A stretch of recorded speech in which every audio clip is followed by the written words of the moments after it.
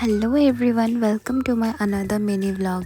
আজকে আমি সকাল সকাল আমার দুই দিদাকে নিয়ে বেরিয়ে গিয়েছিলাম এক 300 বছর পুরনো মা ব্যোমকেশ্বরী মন্দিরে, যেটা আমার বাড়ির একদমই পাশে। আর যারা যারা রামপুরহাটে থাকো তারা তো নিশ্চয়ই জানবে এই ব্যোমকেশ্বরী মায়ের মন্দিরটা। তো এই যে আমরা মন্দির পৌঁছে গেছি। মন্দিরে ঢুকে ঢুকে সব থেকে প্রথমে যেটা দেখতে পাই সেটা হচ্ছে একটা মৃতদেহ দাহ সংস্কার হচ্ছিল। আর এই যে এইটা হচ্ছে মা শ্মশান কালী।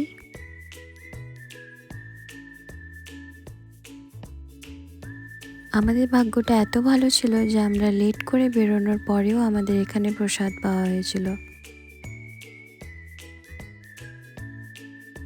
আর এইদিকে দেখো একটা ছোট্ট কিউট পাপি চলে এসেছে। আর এটাই হচ্ছে মা ব্যোমকেশ্বরী মূর্তি। মায়ের চোখের দিকে তাকালে একটা অন্য রকমের অনুভূতি হয়। আর এইটা হচ্ছে একটা 16 হাতের দুর্গা ঠাকুর।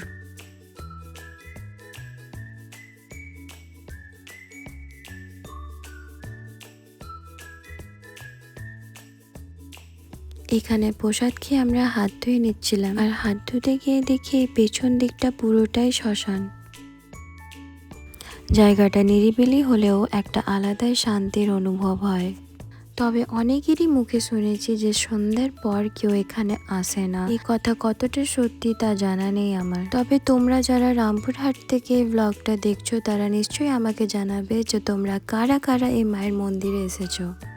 আর এইটা হচ্ছে একটা খুব সুন্দর শিব মন্দির। এখানে আর একটা মন্দির বানানো হচ্ছে, কিন্তু এটা এখনো কমপ্লিট হয়নি।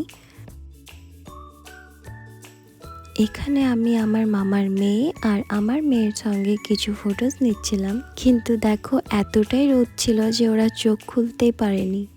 তো মা ব্যোমকেশ্বরী মন্দিরটা আমরা সবাই পুরোটাই ঘুরে নিয়েছিলাম, আর এবারে আমরা বাড়ি ফিরবো ভাবলাম।